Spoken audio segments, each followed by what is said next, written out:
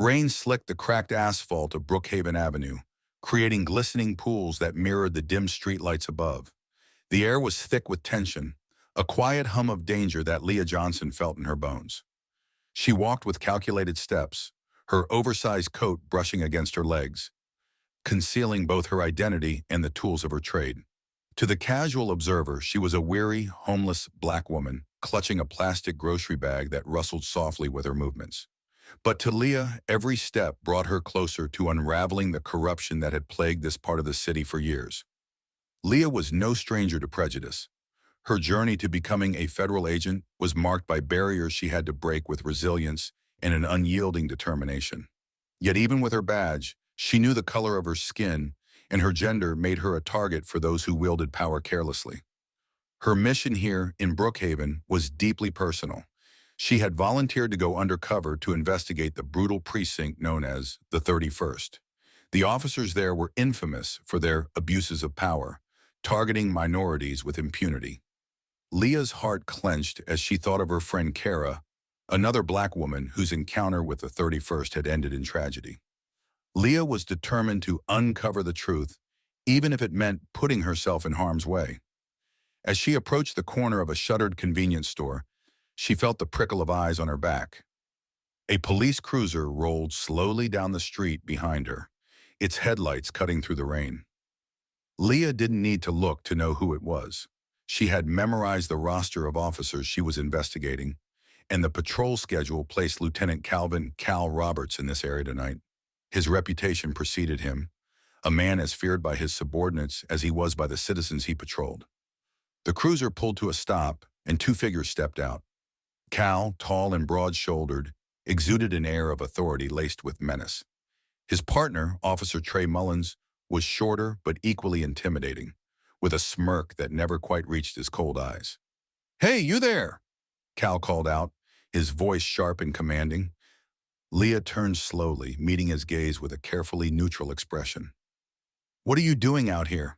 Cal demanded, his eyes narrowing as he took in her appearance. "Just heading home, officer," Leah replied calmly.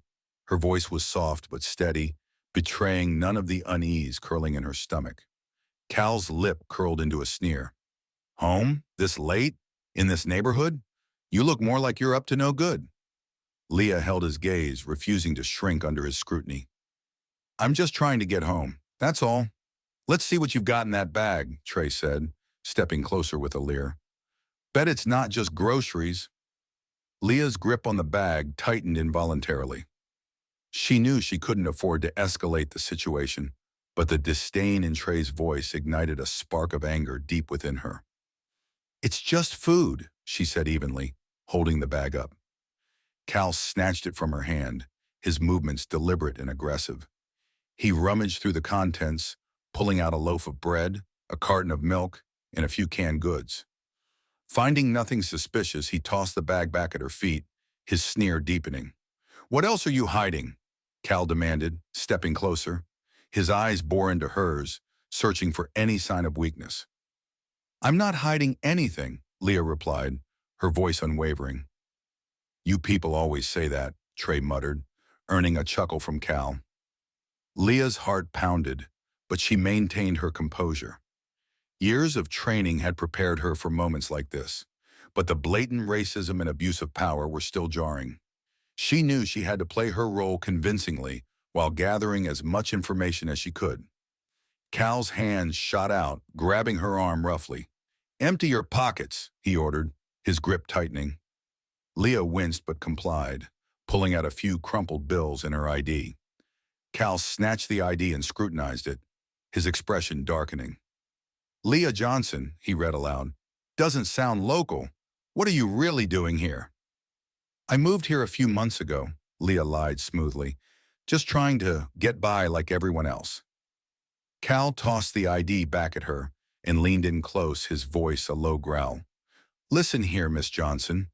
People like you don't belong in this part of town. You're either dealing, stealing, or worse. So unless you want to spend the night in a cell, I suggest you keep moving." Leah met his gaze, her own eyes blazing with defiance. "I've done nothing wrong," she said firmly. Cal's expression darkened further. We'll see about that. With a nod to Trey, he gestured for her to turn around. Leah's stomach sank as she realized what was coming next. The cold steel of the handcuffs bit into Leah's wrists as she was shoved into the back of the squad car. The rain continued to fall, streaking the windows and obscuring her view of the streets she had walked only moments ago. Leah focused on steadying her breath. This wasn't just a routine harassment. Cal's hostility hinted at something deeper, and Leah knew she was stepping into the lion's den. At the precinct, she was dragged through the bustling main floor, where officers exchanged knowing smirks and whispers. She caught snippets of their conversations, their words laced with casual cruelty. "Another one for the books," one officer muttered. "They never learn, do they?" another said with a laugh. Leah was shoved into a dingy interrogation room, the stench of sweat and disinfectant thick in the air. Cal entered a few minutes later, his presence filling the room with a suffocating sense of authority. He dropped a folder onto the table and sat across from her, his chair scraping loudly against the tiled floor. "So, Leah Johnson," he began, his voice dripping with condescension, "you're in a lot of trouble. Suspicious behavior, resisting an officer, probably carrying something illegal. Want to save us some time and confess now?" Leah remained silent, her face an impassive mask. Cal leaned forward, his eyes narrowing. "Nothing to say? That's fine. I've got all night." The door opened and Trey entered, carrying a cup of coffee. He handed it to Cal and leaned against the wall, smirking. "Think she'll crack?" Cal chuckled darkly. "They always do." Leah's eyes followed the drip of condensation on the room's sole window, her mind racing despite the calm she projected. Cal's domineering presence was suffocating, and Trey's smirk only added fuel to the fire. The two men relished their control, unaware that their supposed prey was anything but defenseless. "What's in the bag doesn't check out," Cal finally said, leaning back in his chair. He tapped a finger on the folder he had carried in earlier. "See, Leah Johnson, the problem is people like you." Leah's jaw tightened at his deliberate pause. "You come into this neighborhood thinking you can get away with anything." He snapped his fingers for emphasis. "We've had too many people like you running these streets. Dealers, thieves, and," he sneered, "whatever else you do." Leah's fingers twitched in her lap. "I'm just a woman trying to get home. Nothing illegal." Trey laughed from his post near the door. "You hear that, Cal? She's a saint." Cal leaned forward, the chair creaking under his weight. "You're lucky I'm feeling generous tonight." He slid the folder toward her. "Take a look. We've got plenty of people willing to say otherwise." The folder remained untouched. Leah's eyes flicked up to meet his. "Planted evidence doesn't make me guilty." Cal's grin froze and Trey's laugh cut off mid-chuckle. Leah's words had landed like a sucker punch. Cal slammed his hand on the table, leaning closer until their faces were inches apart. "You think you're smart?" he hissed. "Let me tell you something. This is my precinct, my rules. Nobody's coming to save you." Leah swallowed hard but didn't break eye contact. She'd heard threats like this before. What mattered was buying time. Her transmitter, hidden in the lining of her coat, had already sent the distress signal. Now she needed to hold her ground until help arrived. An hour later, Leah sat in a holding cell. The metal bench beneath her was cold and unyielding, but she refused to show discomfort. The precinct was eerily quiet, save for the occasional murmur of voices down the hall. She replayed the events of the interrogation in her mind, cataloging every word, every movement. Cal's anger wasn't just personal. It was calculated. He was protecting something, and Leah intended to find out what. Her thoughts were interrupted by the sound of heavy boots. Cal's shadow loomed outside the cell door. "Still thinking you're untouchable?" he said, unlocking the door and stepping inside. He carried a baton, tapping it against his palm. "Here's the thing, Leah. You've got a lot of eyes on you now. That's bad for me, but it's worse for you." Leah remained silent, her gaze steady. Cal's smile widened, but it lacked warmth.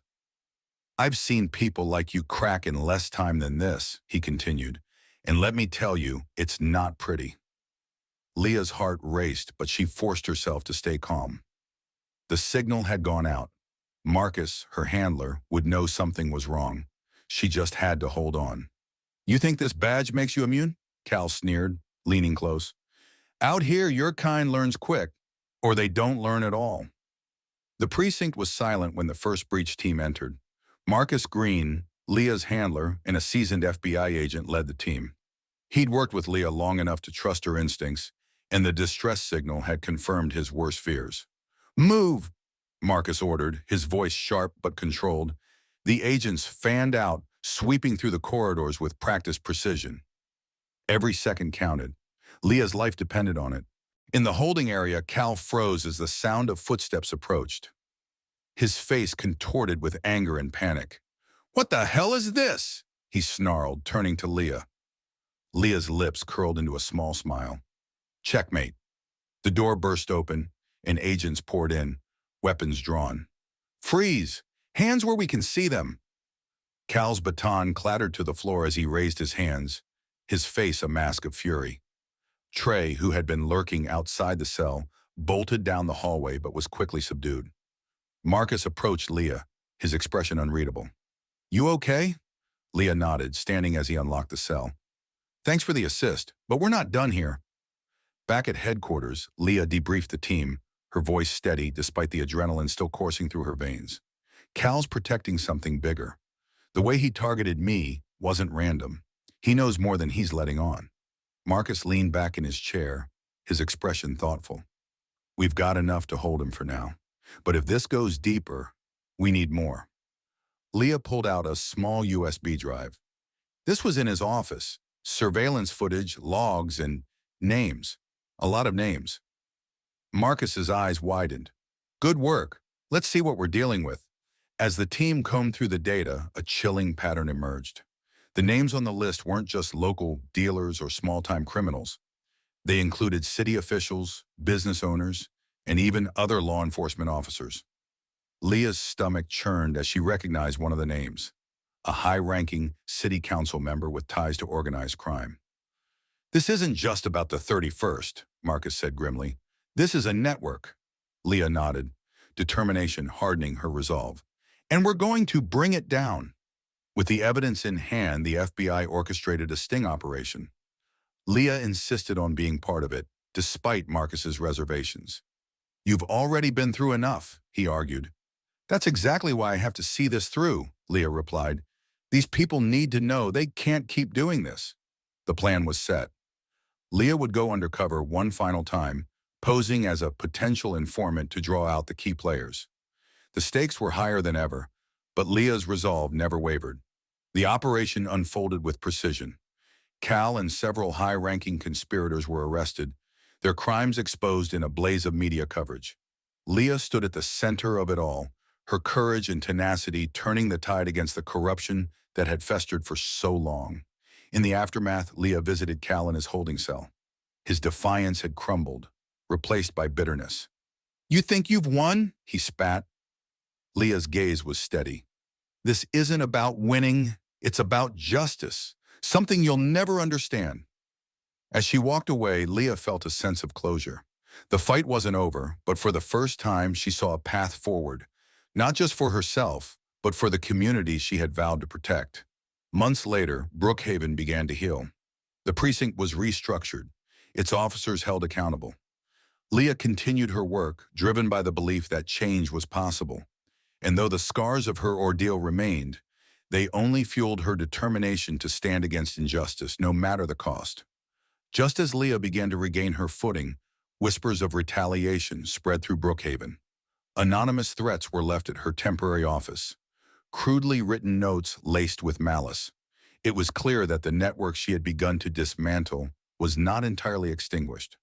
High-ranking officials whose names had appeared on the USB drive still wielded influence in the shadows. One night, as Leah walked home from a community meeting, a black sedan trailed her. She quickened her pace, her hand brushing the concealed holster at her side. When the car's headlights flashed, blinding her momentarily, Leah ducked into an alley. The sound of footsteps followed. She spun around, her gun drawn, and aimed it squarely at the figure approaching. Leah Johnson, you're causing quite the stir, said the man, his voice oily and confident. He stepped into the dim light, revealing a sharp suit and a disarming smile that didn't reach his eyes.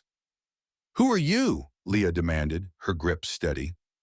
The man held up his hands, his smile never faltering. "An associate of someone who'd rather you stop digging." Leah's jaw tightened. "You have 10 seconds to explain why I shouldn't pull this trigger." His smile widened. "Because pulling that trigger would set off a chain reaction you're not ready for."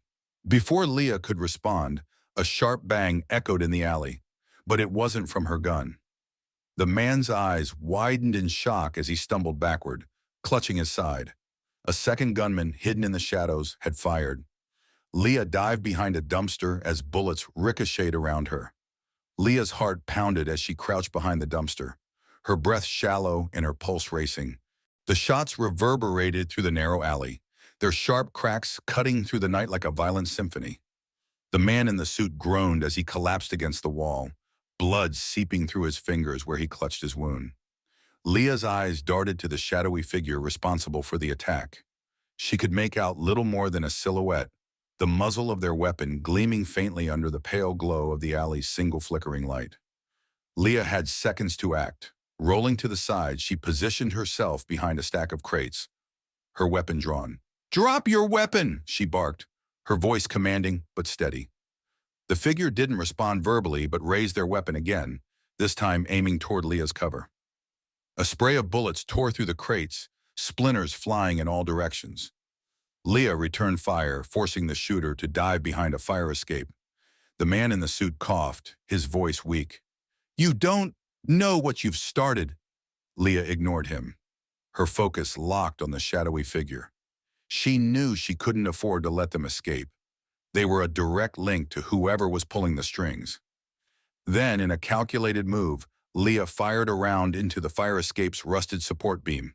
The structure groaned under the stress, and with a deafening crash, it collapsed, forcing the shooter into the open. Leah advanced swiftly, her weapon trained on the assailant. "Hands where I can see them," Leah demanded, her eyes narrowing as she stepped closer. The figure hesitated but finally complied, tossing their weapon aside and raising their hands. Leah's grip tightened on her gun as she approached, kicking the discarded weapon out of reach. Under the dim light, the shooter's face was partially revealed. A young man, barely out of his 20s, his eyes wild with desperation. "They'll kill me," he stammered, sweat glistening on his forehead. "If I talk, I'm dead." Leah's jaw tightened. "You've got a better chance with me than with whoever sent you. Start talking." The young man, who identified himself as Derek, was escorted into custody by Leah and a backup FBI team that arrived minutes later. The man in the suit, barely conscious, was rushed to a secure medical facility under armed guard. Back at headquarters, Leah sat across from Derek in an interrogation room. His hands were cuffed to the table, his legs bouncing nervously as he avoided eye contact. "You don't understand what they're capable of," Derek muttered, his voice barely above a whisper. "They've got people everywhere. Politicians, cops, even judges." Leah leaned forward, her gaze intense. "Who's at the top? Who's pulling the strings?" Derek shook his head vehemently. "I don't know their name. Nobody does. We just call them the broker. They're the one who makes everything happen." Leah exchanged a glance with Marcus, who stood silently behind the one-way glass. "What about Gainsworth?" she pressed. "Is he working for the broker?" Derek hesitated, fear flickering across his face. "Gainsworth's just a puppet. He handles the dirty work, but the broker, they're untouchable." Leah sat back, processing the information. She had heard whispers of someone like the broker before, an enigmatic figure who orchestrated deals and silenced dissent without ever stepping into the spotlight. If this was true, it meant their battle was far from over. "Give me something concrete," Leah demanded. "Where do they operate? Who do they trust?" Derek licked his lips, his eyes darting nervously. "There's a safe house, north side of town. They meet there sometimes. But I swear that's all I know." The safe house was a nondescript building tucked away in an industrial district, its weathered exterior blending seamlessly with the abandoned warehouses surrounding it. Leah and Marcus led a tactical team, their movements silent as they approached under the cover of darkness. Inside, the air was thick with tension. Leah's heart raced as they breached the door, their weapons drawn. The interior was sparsely furnished: a single table, a few chairs, and a bulletin board covered in cryptic notes and maps. "Clear!" one of the agents called, signaling that the building was empty. Leah's eyes scanned the room, her focus landing on a stack of documents on the table. She picked them up, flipping through hastily scrawled notes and financial records. Her stomach dropped as she recognized several of the names. Officials she had long suspected of corruption, now tied directly to the broker. "Marcus," Leah called, her voice tense. "We've got a trail." But as they secured the evidence, a loud explosion rocked the building. The walls trembled, and debris rained from the ceiling. Leah's ears rang as she hit the ground, shielding her head from the falling rubble. "Everyone out!" Marcus shouted, his voice barely audible over the chaos. Leah scrambled to her feet, clutching the documents tightly as she followed the team out. Flames engulfed the building behind them, the safe house reduced to a blazing inferno in seconds. "Someone knew we were coming," Marcus said grimly as they regrouped outside. "They're one step ahead." Leah clenched her fists, her resolve hardening. Not for long. The team returned to headquarters, shaken but unyielding. Leah laid the recovered documents on the conference table, the edges singed, but the information still legible. Names, locations, and transactions stared back at them. A roadmap to the broker's network. "This is bigger than we thought," Marcus said, scanning the papers. "These aren't just local players. This is national." Leah nodded. "And every step we take, they're watching. We need to move faster." Over the next few days, the team worked tirelessly, cross-referencing the documents with existing intelligence. Patterns emerged, revealing a network that spanned industries and cities.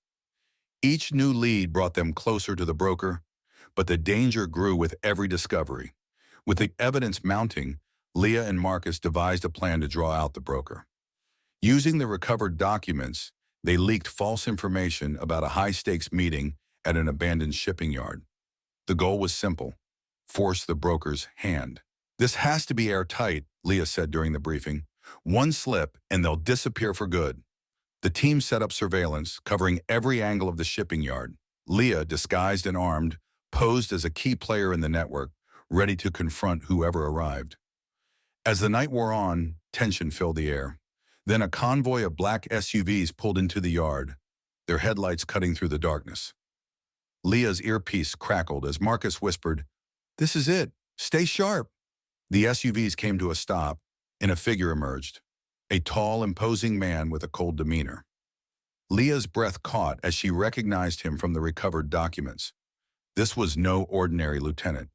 This was the broker's enforcer. "Let's talk," the man said, his voice calm but threatening. Leah stepped forward, her heart pounding. "I'm listening." Leah's boots crunched on the gravel as she approached the towering enforcer, her fingers tingling with adrenaline. The man's calm demeanor was unnerving, his dark eyes scanning her as though assessing a threat. She could feel Marcus's watchful gaze through her earpiece, but for now she was alone in the open. "You have something that belongs to us," the enforcer said, his voice low and smooth. Leah's heart raced, but her voice was steady. "You'll have to be more specific." "I've got a lot of your dirty laundry." The enforcer's lip twitched in amusement. "Confident. I'll give you that. But confidence doesn't mean survival in my world." "And yet here I am," Leah shot back. "Let's cut the theatrics. You wouldn't be here unless you had something to lose. So what's it going to be? You surrender or I dismantle your entire operation piece by piece." The enforcer's amusement faded. He took a step closer, his towering frame casting a long shadow. Leah held her ground, her fingers twitching near her concealed weapon. "You've made a lot of enemies, Agent Johnson," he said. "Do you really think you can win this?" Before Leah could respond, her earpiece crackled. "Leah, we've got movement," Marcus's voice warned. "3 more SUVs coming in from the east." Leah's stomach tightened. She glanced subtly to her left, catching the faint glint of headlights in the distance. The enforcer must have noticed her distraction because his smile returned. "Looks like the cavalry's here," he said, stepping back. "I'll give you credit. You're persistent, but this isn't a fight you're ready for." He motioned to his men, who began retreating to the vehicles. Leah's hand darted to her weapon, but the enforcer raised a hand. "Not tonight, Agent," he said, "but soon." The SUVs roared to life, kicking up dust as they sped away. Leah exhaled sharply, her hand dropping from her weapon. "They're gone," she said into her earpiece. "For now," Marcus replied, "but they'll be back. Let's regroup." Back at headquarters, the team pored over the information from the failed sting operation. Leah paced the room, her mind racing. "They're testing us," she said. "They're not going to strike until they're sure they've got the upper hand." Marcus nodded. "And they're still one step ahead. We need to find their weak spot." One of the analysts, a sharp-eyed woman named Dana, spoke up. "I've been tracking their financials. There's a pattern: offshore accounts, shell companies, and regular payouts to key players. If we can cut off their funding, we might cripple their operations." Leah leaned over the table, studying the data. "What's the fastest way to shut it down?" Dana hesitated. "We'd need direct access to their financial manager. He's the one moving the money." "Then we find him," Leah said, "and we make him talk." The financial manager, a man named Victor Lang, was known for his meticulous nature and his love of high-stakes poker. Leah and Marcus devised a plan to intercept him at one of his exclusive games, held in a private club downtown. Leah entered the club, dressed to blend in, her sharp black suit a stark contrast to the glittering gowns and tuxedos around her. Her earpiece buzzed with Marcus's voice. "He's at the table in the back. Be careful. This place is crawling with security." Leah approached the poker table, her confidence unshaken. Lang glanced up, his eyes narrowing as he took her in. "You don't look like the usual crowd," he said, his tone laced with suspicion. Leah smiled coolly. "I'm here to play, unless you're afraid of a little competition." Lang chuckled, gesturing to an empty seat. "Let's see what you've got." As the game progressed, Leah kept her moves calculated, her focus split between the cards and the room around her. She knew Lang was watching her closely, and she intended to use that to her advantage. Finally, as the game reached its peak, Leah leaned in. "I hear you're good with numbers, Lang. Maybe you can help me with a little problem." Lang's expression shifted, suspicion returning. "What kind of problem?" Leah slid a business card across the table. "Let's just say it involves some missing funds. I think you're the man who can help me find them." Lang's eyes darted to the card, then back to Leah. He stood abruptly, tossing his cards on the table. "Game's over." Leah followed him as he made his way toward the exit, her hand ready on her concealed weapon. Outside, Marcus was waiting with a team. "Victor Lang," Marcus said, stepping into view. "We need to talk." Lang froze, his face pale. "I don't know anything." "Then you won't mind answering a few questions," Leah said, her tone firm. Back at headquarters, Lang sat in an interrogation room, his composure cracking under Leah's relentless questioning. "You're looking at federal charges," she said, leaning over the table. "But if you cooperate, we can make this easier for you." Lang swallowed hard. "I don't know who the broker is. I've never met them. I just handle the money." "Then give us the accounts," Leah pressed. "Every transaction, every alias. We need it all." Lang hesitated, then nodded. "Fine, but you didn't hear it from me." As Lang provided the information, the team began piecing together the broker's financial network. It was intricate, spanning multiple countries and involving dozens of high-profile individuals. "This is it," Marcus said. "We've got enough to make a move." Leah nodded, her determination unwavering. "Let's finish this." The following morning, Leah stood in front of the team in the operations room, her voice steady despite the gravity of the situation. The broker's network had finally been exposed, but this last step would be the most dangerous yet. They had pinpointed the broker's central hub, a sprawling mansion on the outskirts of the city disguised as a private retreat. Inside, their entire operation would be laid bare. "This is our shot," Leah said, her gaze sweeping across the team. "We've got actionable intelligence. The broker's inside, along with key members of their network. But let's be clear, they're expecting us. This is a fortified location, and they won't go down without a fight." Marcus stepped forward, his tone grim. Intel shows heavy security, armed guards, surveillance, and an escape tunnel system. If the broker slips through, this whole operation is for nothing. Leah clenched her fists, the weight of responsibility pressing down on her. Then we leave no room for error.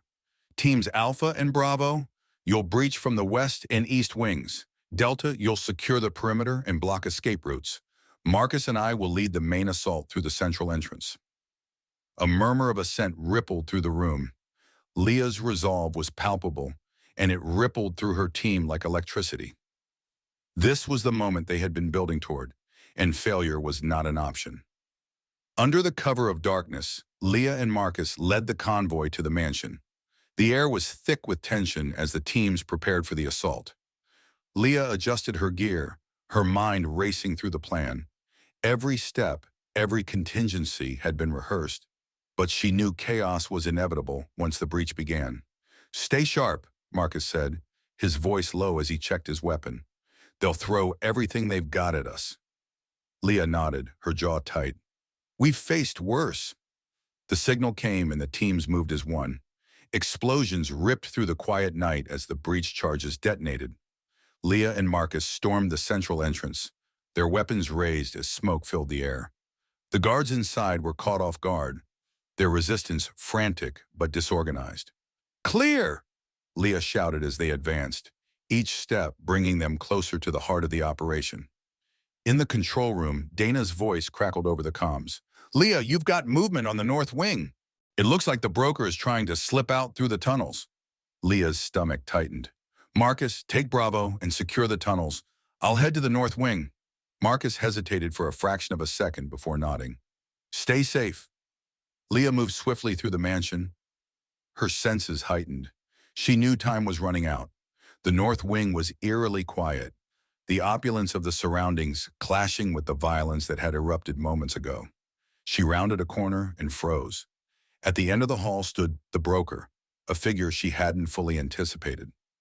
Dressed impeccably, they radiated a chilling calm, their sharp features illuminated by the dim light. "So you're the one causing all this trouble," the broker said, their voice smooth and composed. Leah leveled her weapon. "It's over. Surrender now, and you might avoid life in a federal cell." The broker chuckled softly, their hands clasped behind their back. "You misunderstand, Agent Johnson. This isn't over. It's just the beginning." A sharp whirring sound reached Leah's ears. She barely had time to react as automated turrets emerged from the walls, their barrels swiveling toward her. She dove for cover, the air around her erupting in a hail of bullets.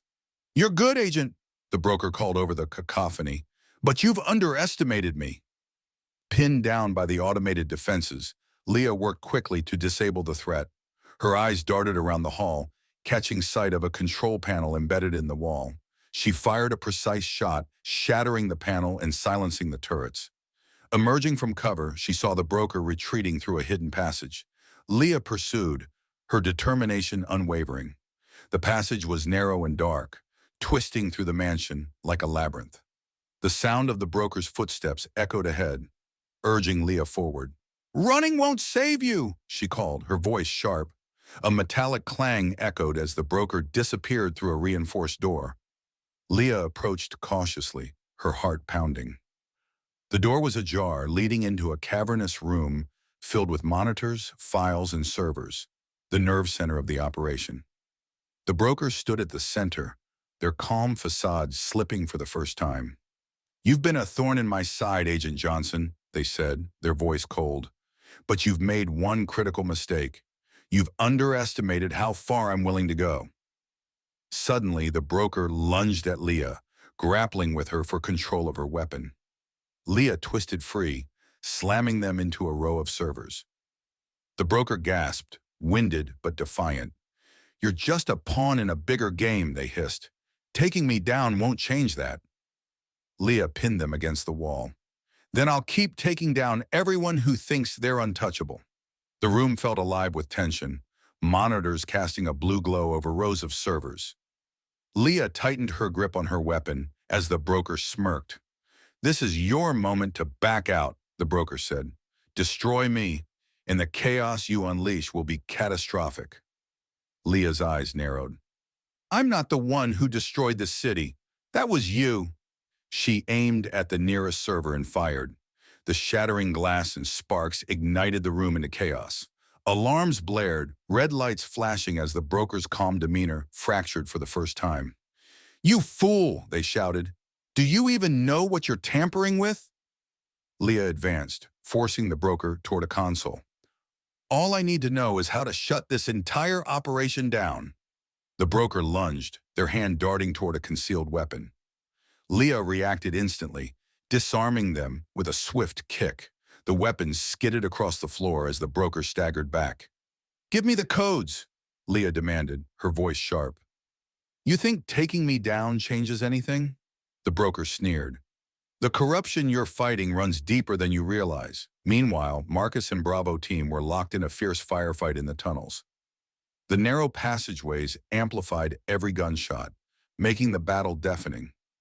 Guards used the terrain to their advantage, forcing Marcus to think quickly. Push forward, Marcus shouted, signaling his team to cover fire. Dana's voice crackled over the comms. Marcus, I've intercepted their comms. Reinforcements are 10 minutes out. You need to secure the exit now. Marcus gritted his teeth. He glanced at the blueprint in his HUD and spotted a choke point ahead. Bravo, move to formation. We'll hold them there. The team advanced, bullets ricocheting off the tunnel walls. Marcus's heart pounded as they reached the exit just in time to block the remaining guards. Secure it, Marcus barked, his team positioning barriers to hold the line. As reinforcements approached, Marcus set up explosives along the tunnel wall. Leah, we're sealing this exit. Whatever you're doing, finish it now. Back in the nerve center, the broker activated a hidden console. Monitors flickered to display live feeds of the mansion's surroundings, showing heavily armed reinforcements closing in. You've got minutes before you're outnumbered, the broker said. Even if you take me, they'll bury you. Leah didn't flinch. Then I'll take you and your entire system down with me. She spotted a main server labeled Master Control. It pulsed with an ominous hum, clearly the hub of the operation. Leah fired at the console, sparks raining down as the broker screamed in fury. No, you don't understand what you've done! Suddenly, the broker lunged at Leah, grappling with her for control of her weapon. Leah twisted free, slamming them into a row of servers. The broker gasped, winded but defiant. You're just a pawn in a bigger game, they hissed. Taking me down won't change that. Leah pinned them against the wall. Then I'll keep taking down everyone who thinks they're untouchable. With the broker subdued, Leah radioed Marcus. I've got them. What's your status? Marcus's voice was strained. Exit's secure, but we've got a lot of heat incoming. You need to move. Leah pulled the broker to their feet. We're heading out. The two emerged into the chaos of the mansion, dodging gunfire as Leah relayed coordinates to the extraction team. The broker stumbled, their confidence cracking under the pressure. You think this is a victory? They spat. This is a temporary setback. Leah ignored them, her focus on the extraction point. The team regrouped in the courtyard, helicopters roaring overhead. Marcus waved Leah toward the nearest bird as the reinforcements closed in. Get them on board, Marcus shouted.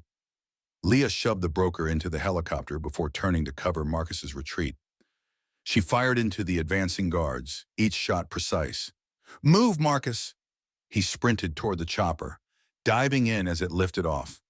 Below, the mansion erupted in flames as Bravo's charges detonated, leaving the broker's empire in ruins. The broker sat handcuffed in a high-security interrogation room, their once imposing presence reduced to a sullen silence.